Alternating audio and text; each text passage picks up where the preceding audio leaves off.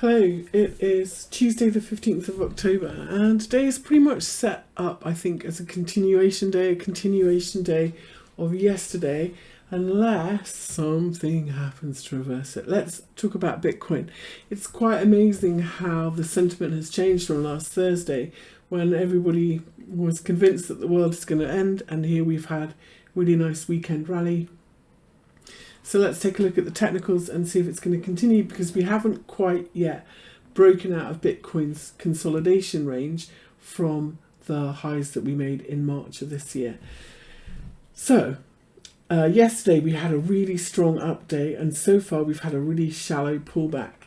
One thing about when you have a really strong update, and if we look at previous swing highs when we've gone really strong into them, you'll see that we very rarely reverse and come all the way back down the following day. I'm not saying we never do, but it's unusual when you move higher with a lot of momentum.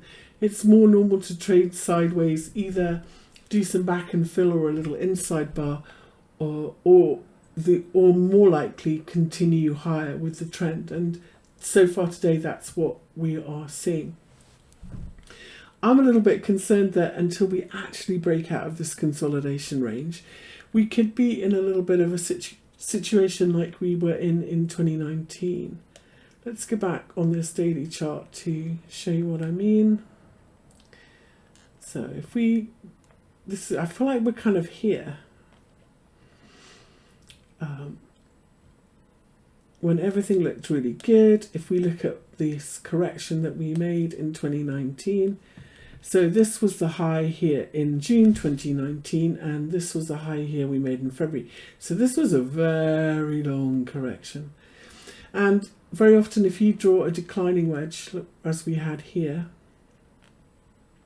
and that's where all of your lines kind of close in on each other, so they start wide, end up tight, then and you have a breakout. For me, the first target is usually where the parallel is. So if we look at this lower trend line here and we make this a parallel channel instead of a declining wedge.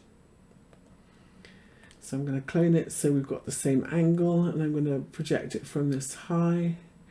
You can see that we had a little bit, actually let's try and extend this, but in fact let's draw it as a parallel channel, even better. So I'm going to connect for the lows like this. Put it down on the low there. Wait.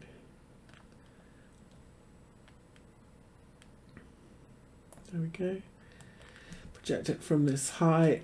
I normally expect some trouble, and that for me is kind of the confirmed breakout. So when you have a narrowing or declining wedge like here, the first trouble area you're going to hit is you want to make sure it breaks out and goes beyond the parallel channel. In the case of this, if we extend it, we had a false breakout followed by a really nasty move all the way back to the bottom of the channel that we'd been in already, you know, for such a long time. And so I kind of saying, you beware. Now, was that the end? No, because if you didn't get shaken out there, you know, you then had the most beautiful ride higher in Bitcoin. So this whole correction, just like 2019, which was a very nice, choppy, overlapping, clearly corrective pattern, worked very well, but we're not on our way up again until we break out. Now, in this one, this is a much shallower, it's not one of those declining wedges. And so if we do break out from this channel, a retest to the highs is going to be the first place we would see as maybe resistance, and watch out for one of Bitcoin's favorite little double top moves. But in terms of fib targets, then we could talk about, you know, clearly we're in a new high. Now, should you wait? No, you should buy it, buy it not hoping, but anticipating that it breaks out and keeps going.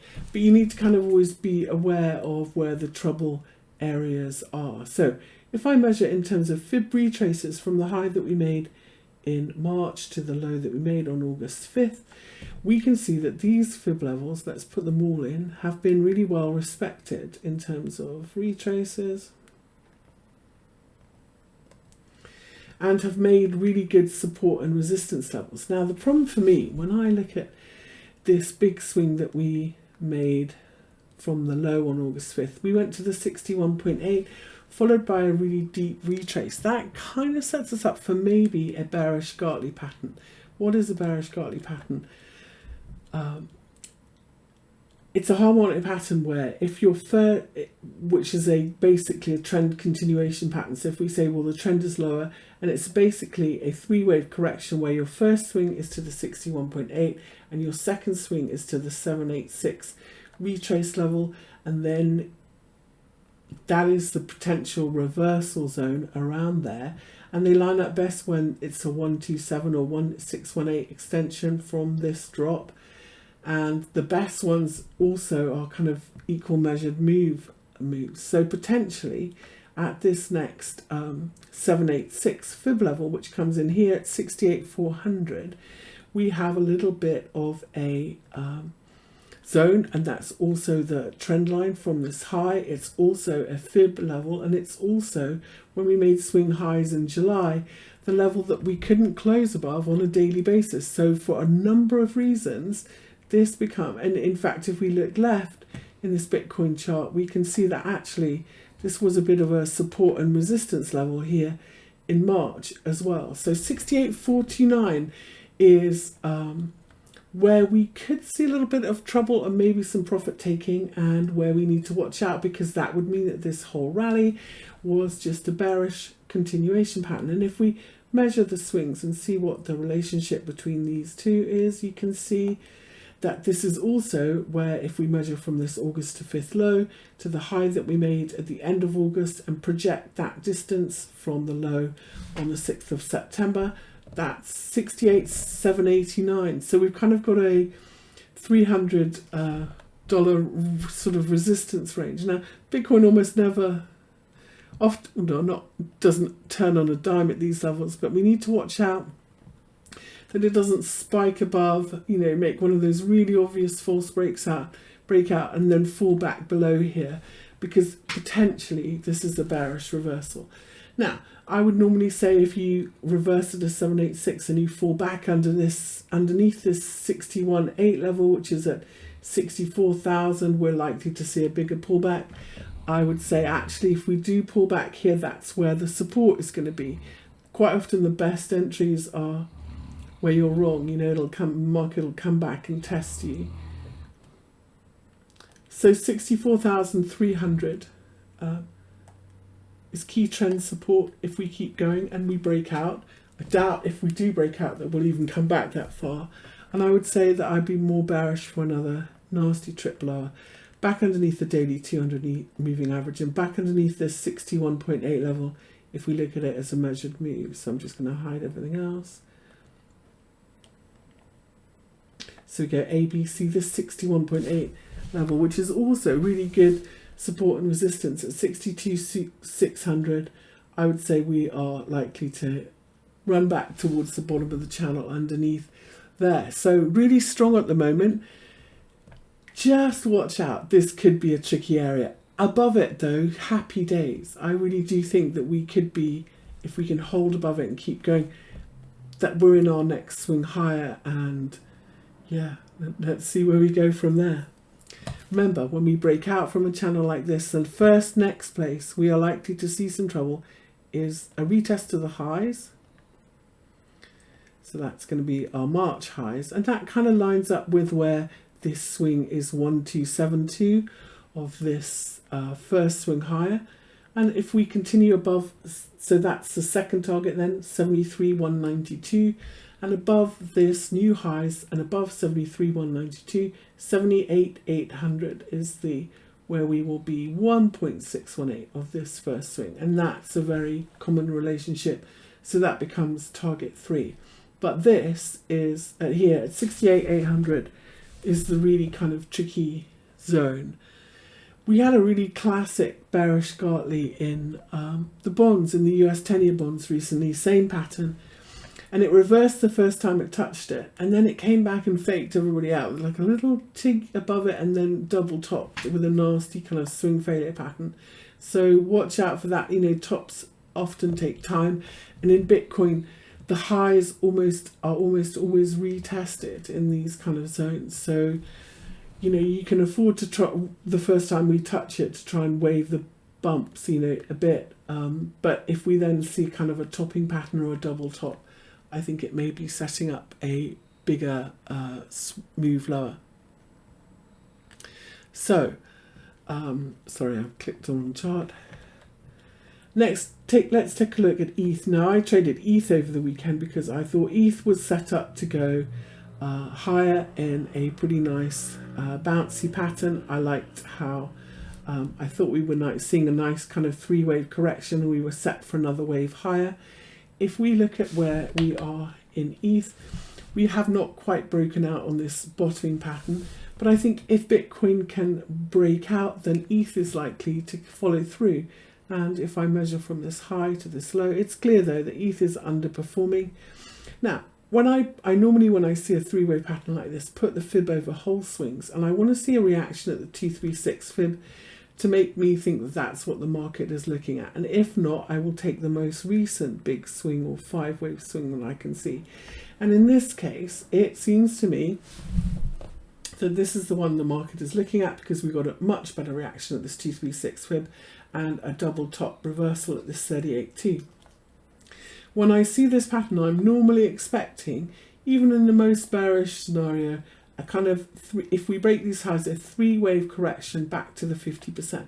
And if we measure this first swing here like this in ETH, and we project it from this low, then that's kind of where we're going to be looking for, back towards the 200-day moving average, and I would say 50% of this swing, which takes us back to 3,000. And ETH is one of those markets that really reacts well to big round numbers. So I think with this breakout, we could call it even this kind of tightening up pattern that we're seeing here. If we continue higher, I think ETH is all set for 3,000 and a date with the daily 200 moving average. And here we are today testing this trend line. If we break through it, then it's not valid. Trend lines need 3 touches, and 3,000 is the next upside target for this one. So everything is red hot today in the OG crypto world. Let's take a look at Solana, because Solana is at a very similar kind of bullish pattern resistance level. So if let's go to the weekly, we can say that just like Bitcoin from March, in fact this one started a bit earlier, but in the March high, we've been in a very nice sideways, potentially bullish pennant or bullish flag, bullish consolidation pattern anyway. We made a very good low on the 5th of August. And since then, we've been underperforming in Solana. I have been looking, to be honest, for another swing lower, and I've been looking for a retest of 100. But the buyers have stepped in every time we pull back to this 125 level. And potentially, we are making, if we go down to the daily, we're making a little bit of a continuation head and shoulders patterns. I'm not a big fan, I have to say, of continuation head and shoulders pattern when they're like this with the slowest low here. So I'm going to rule it out. But even that, failing that, right, if we look at this just with a naked eye, we can see that there's some really clear support and resistance around this 160 level. And that 160 level, if we break above it, we really are likely to make a run to the top of this bullish pennant in Solana. If we don't, unfortunately, no breakout. And this is another one that's lagging. You know, previously in cycles, we used to see a big move in Bitcoin, followed by the kind of bigger blue chip altcoins following. There's no question Solana is one of those.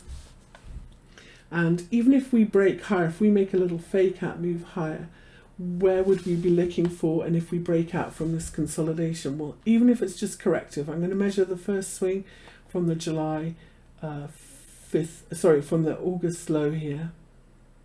Measure this first swing, project it from here. Here we are sideways then at this 61A level. So for me, the first target is going to be 173. The second target is going to be 188. And if we go all the way to retest the highs, which would be 1.618 of this first swing, it takes us to 206. So if we break out in Solana, which we are not quite doing yet, and I wouldn't rush in to do this, you know, I think it is underperforming, and let's let the Bitcoin go first and we'll wait for the follow-on trades later if it breaks out. So no breakout yet in Solana, but if it does and it follows through 173 and 188 next, I do prefer to buy kind of lower time frame pullbacks if I think it starts trending. So even if it breaks out and you're not quite in it yet, you can, on an hourly or lower time frame entry, always buy a pullback on these moves. So don't buy the breakout thing and FOMO in. Wait for a little pullback and make it prove itself. The other one that's had a lot of interest lately, of course, is Ripple. Ripple, of course, has had the downer of the appeal with their legal stuff. I can't see that. And it's really hard for me to see, you know, underneath these moving averages. Are we at the bottom of this range in Ripple and getting ready for another swing higher? Yeah. Now, when I'm troubled like this and I want to make sure it's really going higher, I'm going to put my regular candles on here. I got a little bit excited yesterday by this close above the 200 moving average, which has been such important on the daily, been really important support and resistance, even if we go all the way back when. And so holding above this kind of points to higher, but it's really underperforming. So if you've got some and you're looking for some hope that potentially it's going higher, I think it looks pretty good, but it's not really a long entry for me. The other thing that I look at for confirmation that we are seeing more upside is the 236 fib. So from this high to this low, we have broken above this 236 fib at 0.544. As long as we hold above this, I look to this to continue higher. And the next upside would be 0.567. And then 50% of this drop would be 0.586. We're just going to go level to level to level. And then if it kind of gets above them all, we'll look to buy a pullback for long. But if you like to get in on this one. But yeah, it looks good just by this little breakout of this range, but it needs to sustain it and keep going, unfortunately, in Ripple. Now, what about exchange listed meme coins? Let's talk about them. There's a couple that look quite interesting. One of them is SHIB. So why do I like SHIB? Because we have this really extreme 5-wave move and it looks like a big 3-wave pullback. What do I mean by that? If I measure from this high to this low, project it from this high, here we are sitting, and we have not been able to close underneath where this swing, where this C or third leg was 61.8 of the first leg. That's pretty bullish. And we've had this big bounce, and now we're holding above these weekly moving averages. These weekly moving averages, when we've done this before, have been really important. If we go back, you can see what I mean. We're kind of like where we are here, holding above these weekly moving averages, make a nice base and look for it to go higher. So this one in the old OG of meme coins doesn't look too bad. If I go down the time frame though, we can see what the trouble is, and it's this daily 200 moving average. It was resistance when we tried it in July, and again when we tried it at the end of September. So when you think you've got a nice ABC pattern like this, especially when the third swing is 61.8 of the first swing, I do rely on these fib levels for reversal, and we look at where we are. And we're right, look, this 236 fib is right where the 200 moving average is. So I think if SHIB can hold above 1903 and the 200-day moving average, which we could not close above, we have not been able to close above since June, that would say that we're in a bigger swing higher. And even if this is just a 3-wave the other way, we can measure our first swing higher, take targets the same way. So here's our 3-wave correction. But for me, you know, I think when we validate this fib level like this, I think that 24.13 and then 28.26, so 50% of this high would be a really useful first target, and then potentially the 61.8 and so on. Until we break out, there is a little bit of a risk that kind of we make a bigger inverted head and shoulders pattern and we do another leg lower here, So look, this is our first swing, 3-wave correction, second swing lower to this daily 50 moving average, and then break out. So until we actually break out, I do like this bottoming pattern that we've been making since the summer, start of the summer, but until we actually, just like Bitcoin, until we actually break out, we are not on our way higher yet. WIF is another one that's one of the outperforming. And this, remember we talked about how if you make a declining wedge, then your first target is where this channel is parallel. So from this high, it would be where the parallel line is. So if we draw that here from this low, I've got it really bright, sorry. If we draw it like this and we make it parallel, we extend it so we can put it from the highs, that would then make this my first target on this breakout for WIF, which is up here.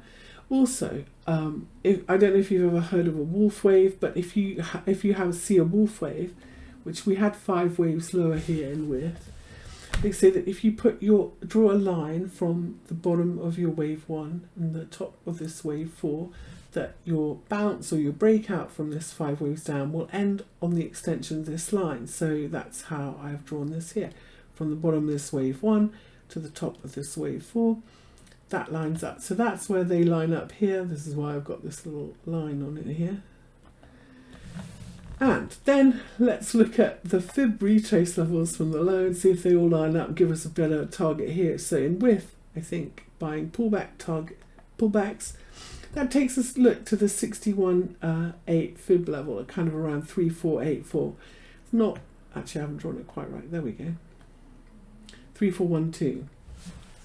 So for me, although we've paused here at this little 50, so you can see we've paused at this 50% level. We paused at the 38.2 and we paused at the 236 fips. So I've drawn them from this high to this low.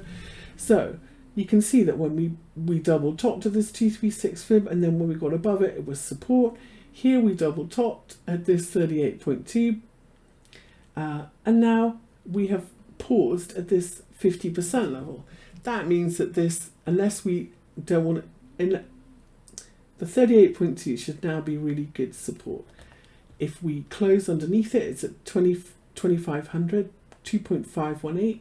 Underneath 2.518, we're going to see a bigger pullback of 50% of this whole rally, which will bring us back to somewhere around 1.9, or 2, basically, because we would do a 50% of this whole rally. If we hold this, we're still going higher. You can buy the turn, look for it to find support here in width and keep going higher. And then our next target would be 3.4 and potentially the top. If we take our time getting here, it's potentially the top of this sideways channel. But because of this wolf wave, potentially we would have a little bit of a breakout and maybe keep going to the 786. That's what I'm looking for in width in terms of targets. If we break through all of them and find support, obviously on our way to new highs after a big move. One other thing you can do for a measured move target for a chart like this is if you trust the spike, which we can kind of do because this is a centralized exchange. So if we measure from this swing, we would expect this next move higher to have a mathematical relationship. And because in WIF, like so many of these little coins, it does a really deep retrace before we go higher again, then that makes it kind of really simple, because obviously if we measure from this low to high, then the top of this range is going to be kind of pretty close, isn't it? It's going to be a retest of this high. The key question is therefore, where is the 61.8? Where is the 61.8 if we measure this swing? And of course it's going to be around this 61.8 if we measure it here. So that kind of does add weight to that level being not just a very good target, but a level where we really do need to watch out for a bit of a bearish reversal at 3.5 in width. By pullbacks, that's a really good target, and above it we should retest the highs at 5. Okay, so quite unsurprisingly, I have to say that I am really quite surprised to see Nvidia back at the highs with everything that's going on, and disappointed that the AI crypto tokens are underperforming so badly versus Nvidia. So I thought I would take a look at some of them and see where we are going. Now, my favorite trade by far has been BitSense or Tau. It's funny how you always remember, you always remember the ones that did really well for you as trades. And last year in 2023, BitSensor was my best trade. It was the one that made me the most. So I kind of remember it fondly, and I'm always looking for another go in it. The one the year before that, I think, was ADA. No, that was a few years ago. But, and it was back here, where I had a really nice move in BitSensor. And here we are trying again. The problem is we've started a little bit of a pullback. So if you haven't bought any, I think we've done a nice big wave 1, wave 2, wave 3, and we're beginning a wave 4. If we look at how many weeks this wave 2 took, it was only 2 weeks. So this shouldn't be too long, but it should give us a really nice long entry for more upside. There's a couple of things that I look at. So let's take our old lines off here from this breakout and bottoming pattern here. There's a couple of things that I look at. So if this is a big wave 3, the most common retrace is like a 38.2, sometimes a 50%. So let's mark where we're most likely to pull back to if we do. So 505 would be the 38.2 retrace, which if we look left lines up with these highs very nicely and lows. But let's look for some more confluence, because if I put my fibs from this high to this low and we look at fib retrace levels, I actually think there's a risk we could pull back further than that, because this is a big 786 fib level. I'm not 100% sure on this one, because I like to look at a 236 for confirmation, and we really kind of haven't with this one. If I go down to lower time frames, what I'm looking for is to see, did we get a reaction at these previous fib levels, because then we can rely on them. And if I go down to the daily, I can see actually, we did. We got up to this 236 fib, and we had quite a deep pullback here. Then it got a bit washy, and then these previous, like this 50% was a pause, and then support. This 61.8 was typically messy, and here we are kind of double topping at this 786, and that kind of points to actually a bigger pullback than this, and we could in fact see all the way back to 397. But I'm going to fall back on these previous swing lows. Like if we look at this as our topping pattern, then perhaps this 50% pullback here as our first target on a pullback. So it's not clear for me where we are likely to pull back to, and so then I think you have to watch the price action. So if we were to get a very nice 3-wave move back to this previous swing low and 469, and then find support there and turn higher, I definitely am in. And I don't think it's going to take too long. We might in fact not see, sometimes with these wave 4s, you don't even see that deep of a pullback, and you'll end up just going sideways, and you'll see a 5-wave kind of wedge or triangle. So we could call it like this. We could see something like this, and then we go off again, and it's a shallow pullback rather than a deep one. So that's what I'm looking for in BitSense or Tau. My favorite one that might go now or soon is Fetch. Maybe. Now, if we look at this, this is kind of one of those 786 fib retraces the other way round. So if we go all the way back from the lows that we made in 2022, I think we made a big wave 1, big wave 2 in 3 waves, and here we've finished a big wave 3, deep pullback. It's very choppy and overlapping a little bit, on the big picture on the weekly. I'm not bothered about that being the first swing. What I am looking for though is from this low in 2022 to this high, we have respected all of these fib levels as support and resistance, so I'm leaning on them. We've bounced from a 786 fib, and we initially got resistance at this 61.8, then we broke above it, and now we are holding it as support. So for me, that makes this key support and against this, and it looks like it's at 1.37. It's also the weekly bunched up moving averages. And so for me, this is a kind of really nice long entry potentially for fetch. The only thing I'm a little bit concerned about is this may just be the first thing in a bigger three-wave move before we go higher, but for now it looks pretty good. So what would look good here after this pullback? Well, a little bit of a bottoming pattern like this, or holding this on a retest, or this 1.4 level would be a really good look. If it doesn't do that and just keeps going higher from here, I think if we can get above this 1.78, it's worth buying pullbacks against it, and we'll go level to level to level, and the next target is 2.19 and so on. But because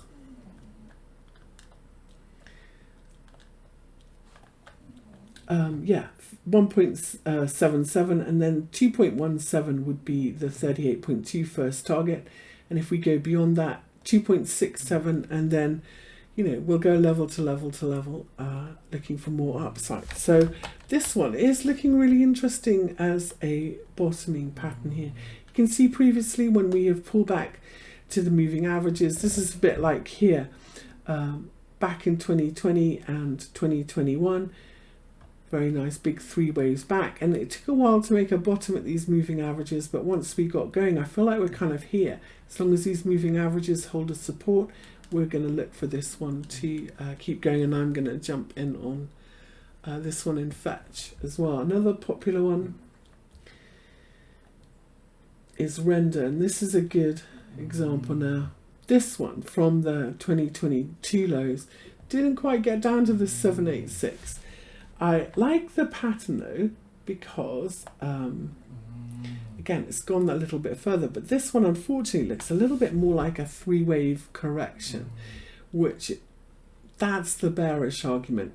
Now, when I see it like this, the most bullish pattern for me here, rather than continuing higher, is a false breakdown. So if we were to break the support and retest these lows and find support with a false breakdown that didn't continue going lower, I would be more bullish than if we just broke out higher here.